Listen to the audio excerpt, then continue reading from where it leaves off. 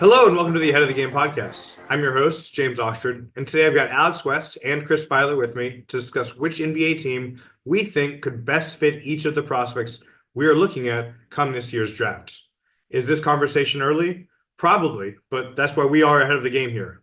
So let's go ahead and move on to someone who I'm really enamored with, although I'll let Alex take the floor with him first since he's obsessed with people not stealing his thunder. Nolan Traore. Alex, go ahead and tell us what you're thinking about Nolan.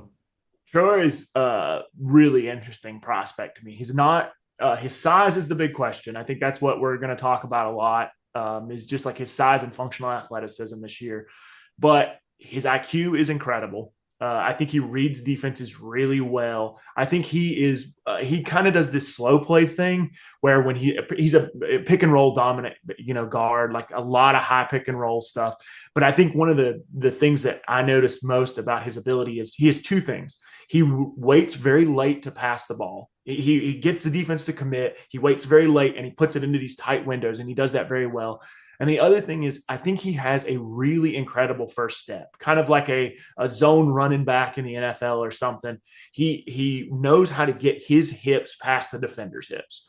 That is such a huge skill for a guy who doesn't have dominating size or athleticism.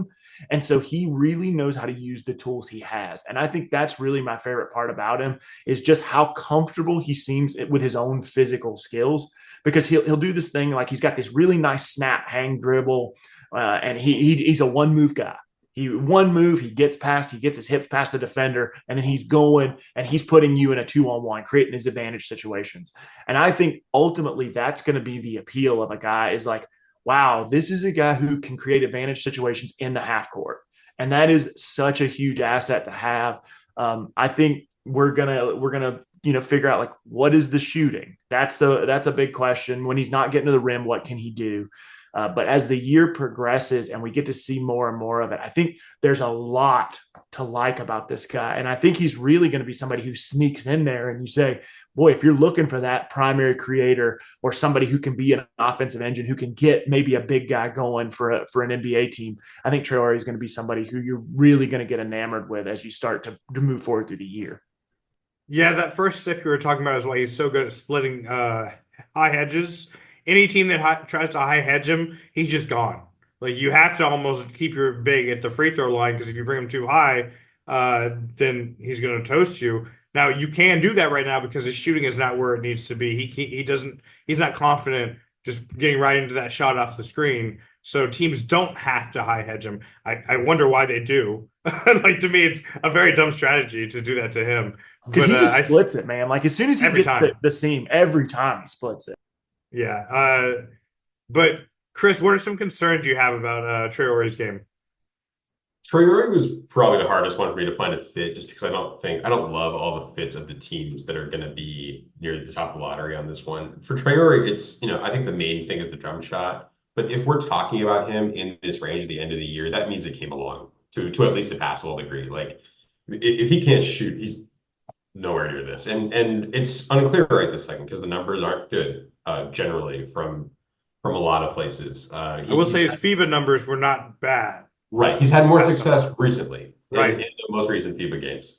It's the sample size on all of it is not huge, so I'd like to see how it goes over the next year. But the free throw percentage still is really bad. I mean, I think it's still like 60% ish, even in FIBA. So the 3-point numbers have come along a little bit. I think that was like 18 threes in that FIBA stretch. So I just want a stronger sample size.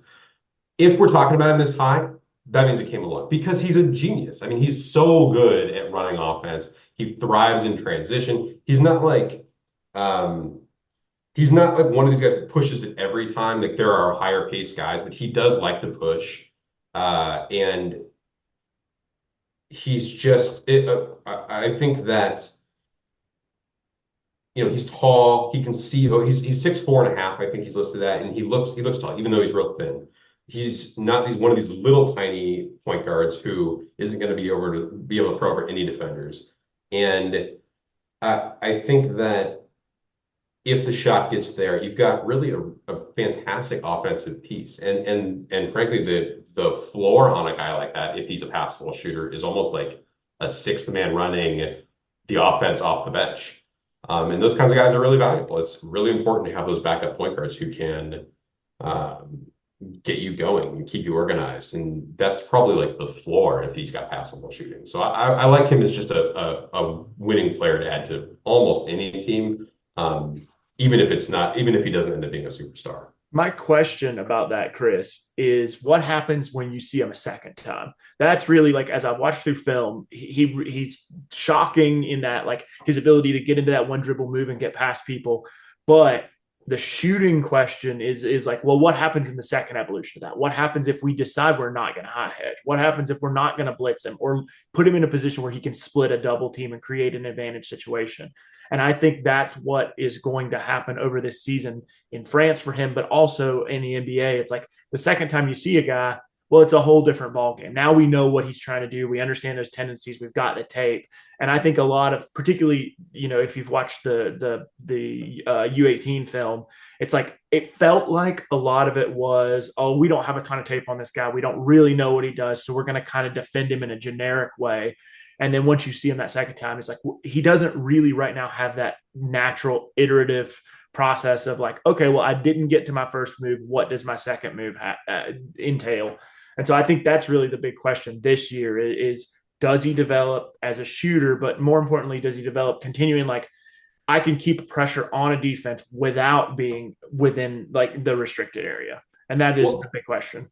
and this year going into it, there are two main things I'm really watching. One, he's not, like you said, the second time you play him, he's not much of a scoring threat right this second, just in general. I would love to see him be more of a threat. They treat him like he's a scary scorer. They're doubling, they're high hedging him, like you mentioned, but he's really not right this second. And I'd like to see him have more scoring moves, like when he gets into the paint, like whether it's a more successful floater or a more of a go-to, because he does. He passes late, he draws the defense, he creates this advantage. But as the athletes get better, he's not like a world-class athlete. So maybe even this year, you're going to start seeing more of it.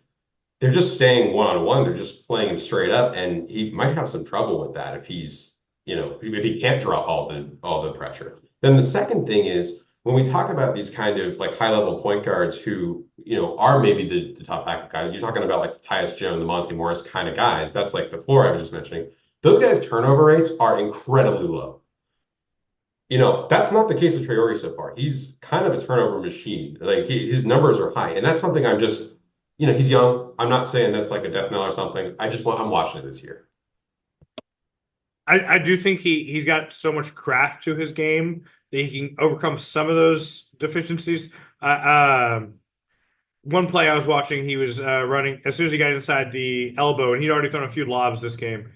Acts like he's gonna throw the lob, defense all jumps back, and then he just hits the little push shot from 14. And he's got a lot of that type of craft to his game. So I think he figures it out, although I do understand the reservations 100%. But the 3-point shooting, obviously, I'm not as confident as I am. Can he score once he's inside 18 or so? Maybe 15 is maybe a more fair distance. So that's where I am at with him. The team I picked for Traore was the Bulls.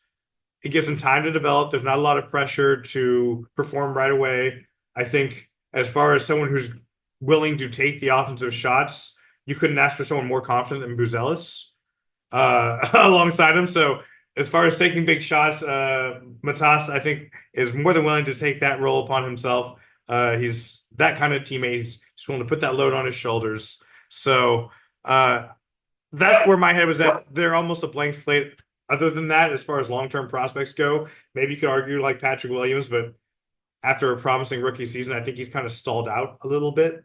I'm sure some Bulls fans will argue with me upon that. Feel free to. It's fine. I don't mind.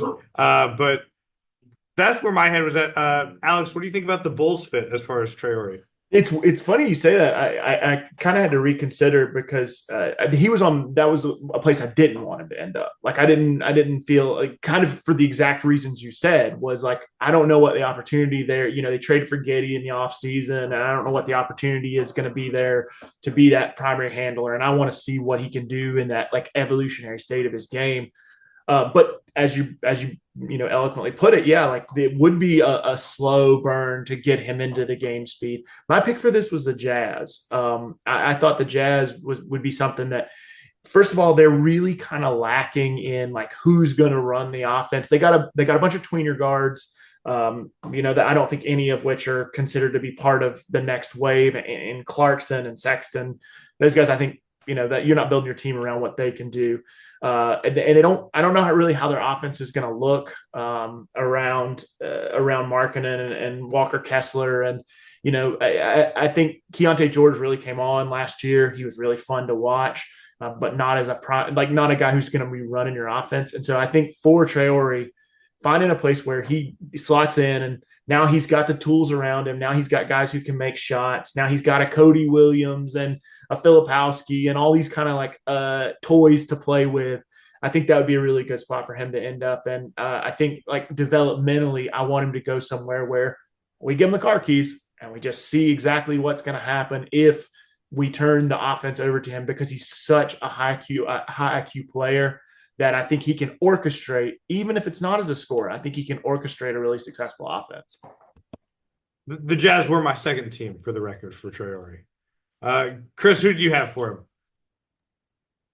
The San Antonio Spurs have their own pick, the Atlanta Hawks pick, the Bulls 11 through 30, and the Hornets out of the lottery if they won't, but if hypothetically they were to get there at some point this year. I have the Spurs. I think that I'd love to see as many high-level passers play around Wemby as possible. I think that he would have all kinds of opportunity. I know they just drafted Stephon Castle, but I actually kind of like that duo. Like a Traore Castle duo is just like intelligent, hyper passing kind of guards who just do different things with the ball. Castle being the big time defender. You better talk to Castle's agent about that, because I heard it's Yeah. Yeah, for sure. He's going to be out that night denouncing the Spurs on X. But I like that combination if you can convince Castle to go along with it. And if Castle doesn't work out, then it's not even an issue.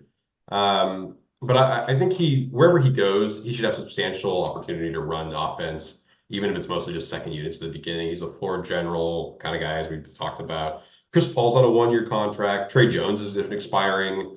There's going to be plenty of opportunity here the following year once those two guys are gone to I think run offense for the Spurs, and that's going to be whether or not Castle is successful as a rookie. So I just like putting a bunch of playmaking super geniuses around Wemby, and he's going to I think he'd make Traore look great.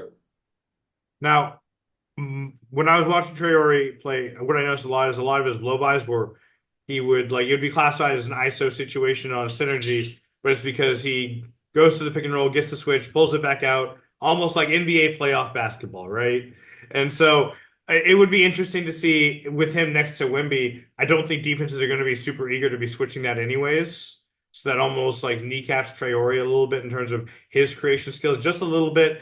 But I do understand the hyper intelligence next to Wemby is just so alluring, because obviously this year we saw so many clips of Wemby almost begging for the ball right underneath the basket and not being found. And it like I get it. They had a non-point guard playing point guard for some of the year, and the point guard they did have wasn't starting because he's not a good shooter. Pretty much the one point guard they had on the roster. So there's never a shortage, or there's never a shortage of need for good passers next to players like Wemby. That would just be my only concern. But otherwise, I do like the fit.